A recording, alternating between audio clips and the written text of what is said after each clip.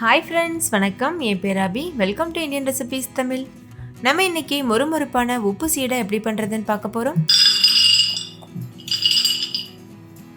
பொதுவாக உப்பு சீடை பண்ணும்போது வெடிச்சிரும் அப்படின்ற பயம் எல்லாருக்குமே இருக்கும். ஆனால் இந்த சீடை கண்டிப்பாக வெடிக்காது. நான் அதுக்கான டிப்ஸ் அண்ட் ட்ரிக்ஸ்லாம் உங்கள் கூட ஷேர் பண்ணியிருக்கேன். வீடியோ ஸ்கிப் பண்ணாமல் பாருங்கள்.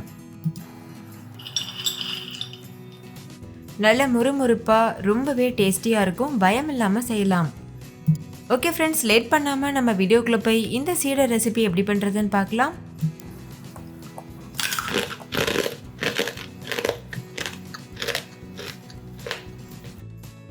ஃபஸ்ட்டு உப்பு சீடை பண்ணுறதுக்கு ஒரு கடாய் சூடுபடுத்திக்கோங்க. அதில் 1.5 கப் அளவுக்கு அரிசி மாவு சேர்த்துக்கோங்க. இது பச்சரிசி மாவு நான் சேர்த்துருக்கேன். கடையில் வாங்கின அரிசி மாவு அப்படி இல்லைன்னா வீட்டில் அரைச்ச அரிசி மாவு, ரெண்டுத்தில் ஏதாவது ஒன்று நீங்கள் சேர்த்துக்கிடலாம். இந்த அரிசி மாவு 125 கிராம் அளவு இருக்கும். அடுத்து இதில் 1/4 கப் அளவுக்கு வறுத்து அரைச்ச உளுந்து பொடி சேர்த்துக்கோங்க. இது ஸ்பூன் அளவில் சொல்லணும்னா 3 டேபிள் ஸ்பூன் அளவு உளுந்து மாவு இருக்கும். அரைச்சதுக்கப்புறமா ஜலிச்சுட்டு தான் சேர்க்கணும். உளுந்தில் கொஞ்சம் கூட கப்பி இருந்துடக்கூடாது. அதே மாதிரி அரிசி மாவுலையும் கொஞ்சம் கூட கப்பி இருக்கக்கூடாது. லோ ஃப்ளேமில் வச்சுட்டு ஒரு 2 நிமிஷத்துக்கு இது நல்லா வறுத்துக்கோங்க. அரிசி மாவுலையோ இல்லைனா உளுந்து மாவுலையோ கப்பி இருந்ததுன்னா சீடை வெடிக்கிறதுக்கு வாய்ப்பு இருக்குது.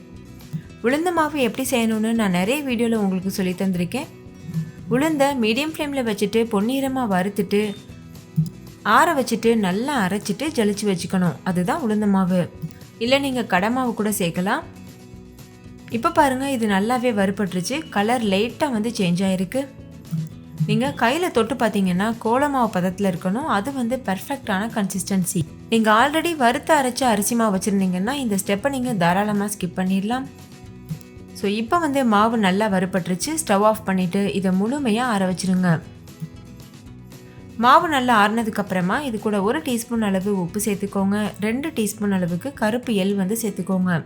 நீங்கள் வெள்ளை எள் கூட யூஸ் பண்ணலாம். 1/2 டீஸ்பூன் அளவுக்கு பெருங்காயத்தூள் சேர்த்துக்கோங்க. 2 டேபிள் ஸ்பூன் அளவுக்கு எண்ணெய் சேர்த்துக்கோங்க. இந்த எண்ணெயை நான் சூடு பண்ணலை, அப்படியே சேர்த்துருக்கேன். நீங்கள் எண்ணெய்க்கு பதிலாக பட்டர், நெய் கூட சேர்த்துக்கிறலாம். இதை நல்லா மிக்ஸ் பண்ணிடுங்க. நல்லா கலந்ததுக்கப்புறமா தேவையான அளவு தண்ணி சேர்த்து முறுக்கு மாவு பதத்துக்கு மிக்ஸ் பண்ணி எடுத்துக்கோங்க. தண்ணி கொஞ்சம் கொஞ்சமாக சேர்த்து பிசைஞ்சுக்கோங்க. இப்போ பாருங்கள், இது நல்லா மிக்ஸ் பண்ணியாச்சு. மாவு கரெக்டான கன்சிஸ்டன்சியில் இருக்குது. இப்போ கையை நல்லா வாஷ் பண்ணிவிட்டு நம்ம சீடை உருட்ட ஆரம்பிக்கணும். சீடையை ரொம்ப அழுத்தம் கொடுத்து உருட்டக்கூடாது. 3 விரலுக்கு நடுவில் வச்சு லேசாக இது போல் ரொம்ப மெல்லிசாக உருட்டிக்கோங்க. சீடையை ரொம்ப அழுத்தம் கொடுத்து உருட்டினீங்கன்னா சீடை கண்டிப்பாக வெடிக்கிறதுக்கு வாய்ப்பு இருக்குது. எவ்வளோக்கு எவ்வளோ மெல்லிசாக உருட்டுறீங்களோ அந்தளவுக்கு சீடை வெடிக்காமல் இருக்கும். ரொம்ப பெரிய பெரிய உருண்டையாகவும் சேர்த்துடக்கூடாது. சின்னதாக சேருங்க. அப்போ தான் நல்ல மொறுமொறுப்பாக நல்ல கிறிஸ்பியாக இருக்கும். இதே போல் மீத இருக்க எல்லா சீடையும் நம்ம உருட்டி வச்சிடலாம்.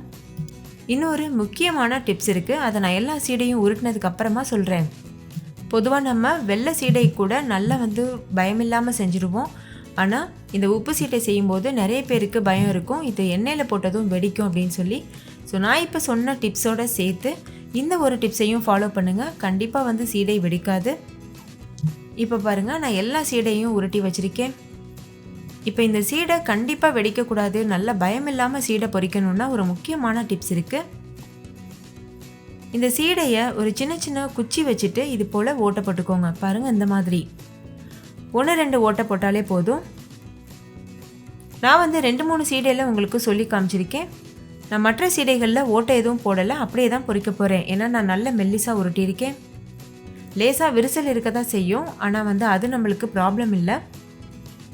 உங்களுக்கு பயம் இருந்ததுன்னா மட்டும் குச்சி வச்சு இது போல் ஓட்டை போட்டுக்கோங்க.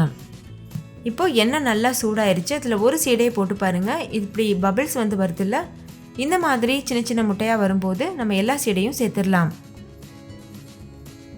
சீடையை உருட்டிட்டு ஃபேன் காற்றுல வச்சு கொஞ்சம் நேரம் ஆற வச்சுட்டு அதுக்கப்புறம் நீங்கள் பொரிச்சிங்கன்னா சீடை எண்ணெய் குடிக்காமல் வரும். இது எல்லாமே நான் எப்போதும் சீடை செய்யும்போது ஃபாலோ பண்ணக்கூடிய டிப்ஸ். அதுதான் நான் உங்கள் கூட ஷேர் பண்ணியிருக்கேன். இப்போது லோ ஃப்ளேமில் வச்சுட்டு 2 பக்கம் திருப்பி விட்டு நல்ல முறுமுறுப்பாக வரது வரைக்கும் இது போல் கலந்து விட்டுட்டே இருங்க. இப்போ நிறைய பபிள்ஸாக தெரியுதுல்ல அந்த எண்ணெயில். இந்த பபிள்ஸ்லாம் அடங்கிட்டு சத்தம்லாம் அடங்கினதுக்கப்புறமா சீடை முழுமையாக வெந்துருச்சுன்னு அர்த்தம். இப்போ பாருங்கள் சீடையில் கொஞ்சம் கூட பபிள்ஸ் வரல, அதே மாதிரி சத்தமும் வரல. இப்போ நம்ம இதை வெளியில் எடுத்துடலாம். லோ ஃப்ளேம்லேயே வச்சு பொரிக்கணும், அப்போ தான் நல்ல கிறிஸ்பியான சீடை நம்மளுக்கு கிடைக்கும். பார்த்தாலே தெரியும் உங்களுக்கு எவ்வளோ கிறிஸ்பியாக அவ்வளோ ஷைனிங்காக இருக்குது.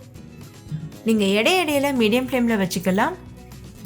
ஸோ ஃப்ரெண்ட்ஸ், அவ்வளோதான், நம்மளுடைய சீடை சூப்பராக தயாராகிடுச்சு. வரக்கூடிய கிருஷ்ண ஜென்மாஷ்டமிக்கு கண்டிப்பாக இந்த சீடையை ட்ரை பண்ணி பாருங்கள். ட்ரை பண்ணிவிட்டு உங்கள் எக்ஸ்பீரியன்ஸ் எப்படி இருந்ததுன்னு கமெண்ட்லையும் கூட ஷேர் பண்ண மறந்துடாதீங்க. இந்த வீடியோ உங்கள் எல்லாருக்கும் ரொம்ப பிடிச்சிருக்கும்னு நம்புகிறேன். பிடிச்சிருந்தால் லைக் பண்ணுங்கள், உங்கள் ஃப்ரெண்ட்ஸ் கூட நிறைய ஷேர் பண்ணுங்கள். ஸோ உங்களை பார்த்து பயன்பெறட்டும். இன்னொரு சூப்பரான ரெசிபியோடு நான் உங்களை சந்திக்கிறேன். Thank you, bye bye.